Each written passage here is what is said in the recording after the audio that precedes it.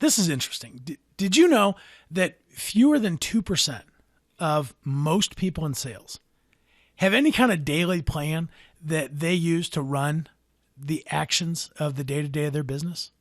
Yeah, they're showing up every day and they're working really hard on whatever's in front of them. It actually gets worse.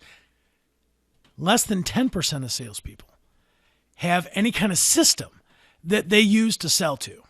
Now, in other courses that I have, we deal with the daily planning type stuff. But right now, let's you and I spend some time coaching to a system to get more of what we're going after on purpose. Specifically, let's talk about asking the right kinds of questions. See, really, it's the questions that we ask, not the answers that we give, that prove how good we are. Let me say that again. It's the questions we ask, not the answers that we give, that prove how good we are. See, anybody can learn an entire list of features and benefits, right? They can memorize all the reasons why other people are interested. But what do we know? That as individuals, everyone's the exception, not the rule. Nobody wants to be told that they're just like everybody else. And we know that up to this point, yeah, I should be asking more questions.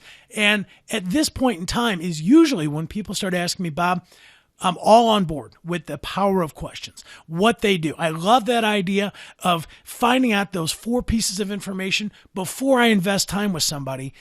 But what kind of questions do I ask? In this session, what we're going to do is drill down really deep on 9 specific types of questions that we can ask. Now, up to this point, if you don't have a pen and paper handy, get one. If you want, stop right here, print off the follow-along guide so you can take notes as we go through this. We're going to be covering a lot of meat in this section. You ready? All right, let's go. The first type of question that we can ask, this is entry-level type stuff. Here's how this is going to go. I'm going to tell you the type of question. We're going to talk about what it is that we mean by this type of question, and I'm going to give you examples of what some of those questions can sound like. Fair? Okay. When we think about information questions, it's just gathering the facts. Where would this product be used? When would you like to have this done? Who else is involved? What experiences have you had with it up to this point? Now, when I say entry-level type stuff, any amateur can ask these questions. These are basic fact-finding questions that, without the answers to, we're forced to give a presentation to anybody. Now, I'm not saying that people out there aren't giving presentations to everybody and anybody. I call that the work hard method. And it works as long as you're willing to work really, really hard.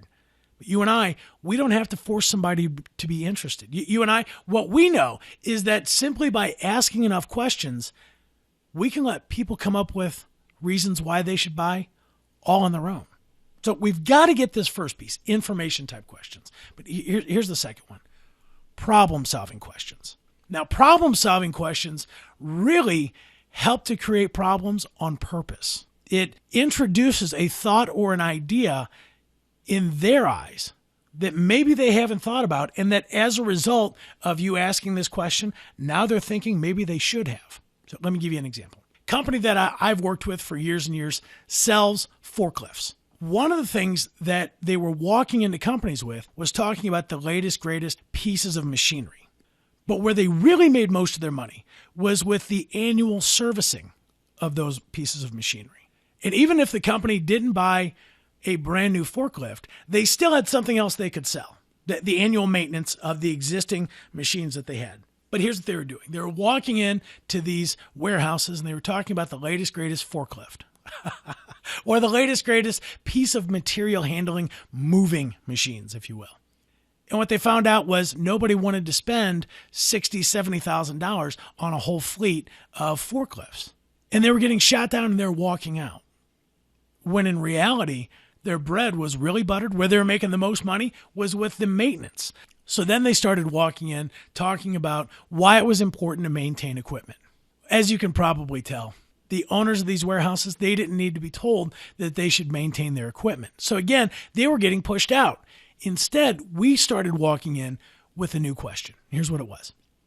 When you did the annual review of your maintenance costs and compared it against the industry average month by month, what did you find? We call this a problem-solving question because it creates a problem and assumes that they have a solution. By highlighting this problem, what they start to begin to realize is that something that they've taken for granted, something maybe that they haven't even been thinking about, is a little bit more important than they once thought. So let me give that question again. When you did the annual review of the maintenance costs and compared it against the industry average, what did you find? Here's my challenge to you. Come up with your own problem-solving type question. Use this format. It's a great place to start. Do you have to stick with it? Absolutely not. But if you use this formula, it'll start to provide an example of different ways you could ask. So when you did the annual review of whatever it is that you sell and compared it to what you thought it would be, the industry average, what other people are spending, what did you find? By asking this question, we assume that they've done this and that they have an answer. Now, what some people tell you is we've never done that. What some people, yeah, you'll get some BS answers. You can tell someone's making it up, and that's okay. What we've done is we've introduced a new thought, a new idea, and the automatic assumption is that other people are doing this. Maybe they should too. When we're asking questions, we're not trying to close the deal with some magic set of words. All we're trying to do is create an opening for us to have a conversation about what it is that we offer as it relates to them. So the first question was the information questions: who, how, what, where, and when, all the basic stuff. The second one, as you can tell, we're starting to get a little bit more advanced. Problem-solving type questions. We're introducing a problem. We're assuming they have a solution. We're asking them what it was. And we're just starting to create that opening for us to come in and start having a conversation.